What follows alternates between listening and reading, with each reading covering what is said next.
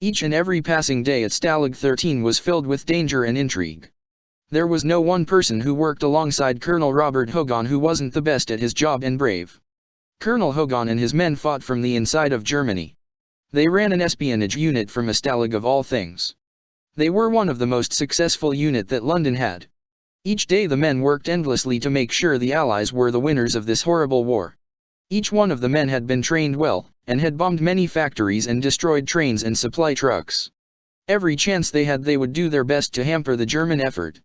One of the men who worked with him endlessly was his radio operator. He, like the other members of the team, has been chosen carefully by the Allies in London. The Allies sent many messages, and to keep Hogan and his crew in high spirits they would allow them to know any information that would come from their home. It was there that on one dreary London day that they received some news about one of Hogan's men's family. They knew that this man was going to be needed to be replaced.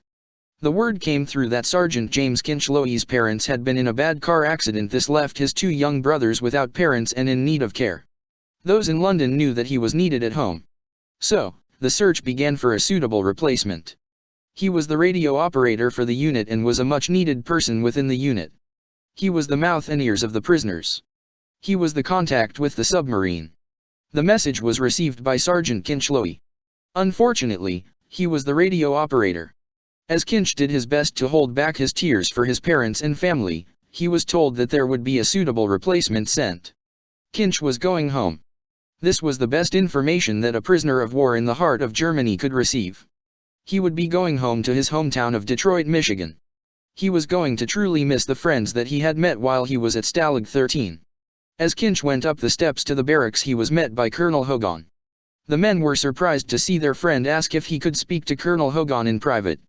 Colonel Hogan opened the door to his private room and the two men stepped inside.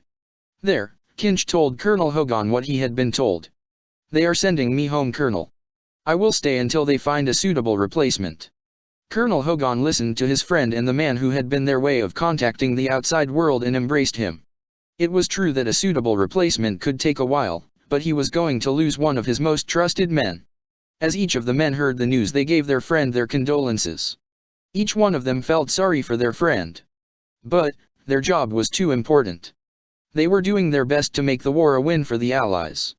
Sometimes, a man is needed at home more than they were needed here, and that was accepted by all of the men.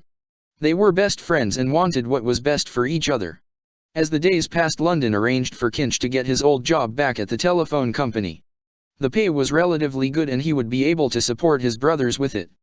Kinch would be placed with the National Guard for the duration of the war. They made the plans for him to make the trip back to the United States and his home in the city of Detroit. The problem of finding a replacement was a difficult one for the people in London. They had a list of suitable radio operators who were prisoners of war, but each one had to be investigated thoroughly. Then the prisoner would need to be transferred to Stalag 13. If they could not come up with a prisoner, they could send someone via the submarine. Colonel Hogan's men each had a specialty and each one had the highest of clearances. He had to be capable of withstanding the terrors and rigors of being a prisoner of war. He had to be fluent in German also. It was a tall order, but after just a few weeks they found such the man. That afternoon Kinch received the news that a new man would be arriving at the Stalag. His name was Sergeant Richard Baker.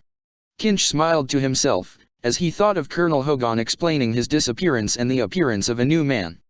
But the day came and the exchange was to be made. As Kinch and his friends Carter and Newkirk made their way down to the rendezvous with him. There they met the new man. His name was Sergeant Richard Baker. Carter and Newkirk smiled. They would just tell Schultz this is the same man. It would take a couple of candy bars, but Schultz would be convinced and eventually he would be accepted by Colonel Klink too. As they made their way back to Stalag 13, Sergeant Baker was greeted by Colonel Hogan. Here he was told each and every detail of what was expected of him. He was in the barracks when he noticed a large man come in. He was a dangerous German sergeant in his first test. The man looked at the new man questioningly, but just as the men had told, he accepted in payment for his silence 2 candy bars and a new man joined the fight.